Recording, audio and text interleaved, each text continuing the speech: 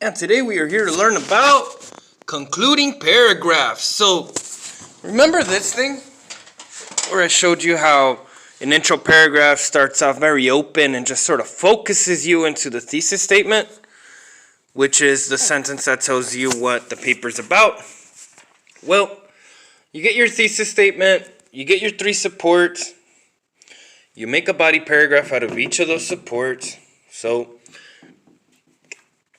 once you do all that, you go to your conclusion. Your conclusion is pretty much your intro. Time to go back to class. But it's the other way around.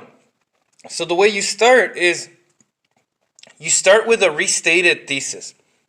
Not a rewritten thesis, a restated thesis. Here's what that means.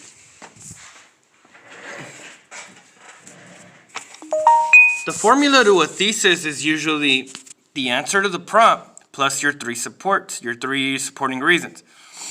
So if the prompt was, what is your, which soft drink is the best, or something along those lines, or which beverage is the best, the answer to the prompt would be, for me, Arizona green tea is the best beverage ever, and my 3 supporting reasons are because of its flavor, its value, and accessibility.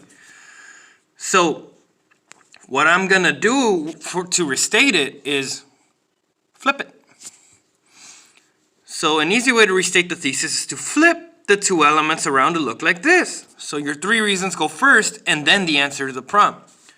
The only catch is if you flip it without the proper frame, it'll look like this mess right here. So if you just literally flip it, it looks like this. Its flavor, its value, and its accessibility, because Arizona green tea is the best thing ever.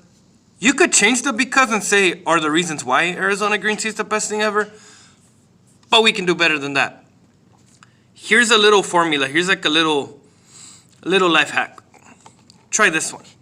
If we consider the fact that your 3 reasons, then it becomes clear why you're the answer to your prompt. So basically this becomes the consequence of that.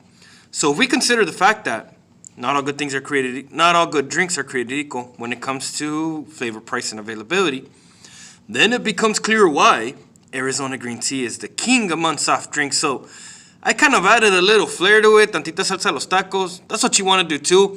After all, we are restating the thesis. You don't want it to look exactly the same. You want them to look different. Because all you're doing here, you're reminding us what your paper was about, but you're going to take us somewhere past all that, which is the next step. So the next few sentences in your conclusion, once you restate your thesis, is what you call the so what. That's what I call it, because that's what it is. O sea, ya me dijiste de qué se trata la thesis. You already told me what your thesis was. So what? Why should I care, right? Easiest way to do that one, you can demonstrate what you learned from the subject matter. So you kind of give us your opinion. It's like the one time you can get away with an opinion, but only if it elevates your argument. So if you kind of tell us about what you got out of all this, that takes everything to the next level. So for example, if I was talking about how Arizona has like the best price and the best value, availability and all that, it's like, you know what? Something I learned is that it's really hard to get all 3 at once. It's really hard to get a good flavor, a good price, and something that's just everywhere. That's probably where I would go with it. Like, there's some drinks that are really good and they're really cheap, but you can't really find them anywhere. You have to go to like Max or something. Or some drinks that are really good and they're everywhere, but they cost an arm and a leg. With Arizona, you kind of get all 3. And then, once you kind of give your little rant, unas 2-3 sentences should be more than enough. Make sure your last sentence or 2 is like your big ending. Make sure you end your paper with a bang by giving us something to think about. That is the big one. Something to think about. Some people call it the kicker. Some call it the life lesson. Some call it the big ending. It's something to think about. So at the end of the day, consistency is always good. It's always good to have some consistency in life, even if it's only through our soft drink. So that would probably be mine. Like, it's a little corny, but you know what? It works.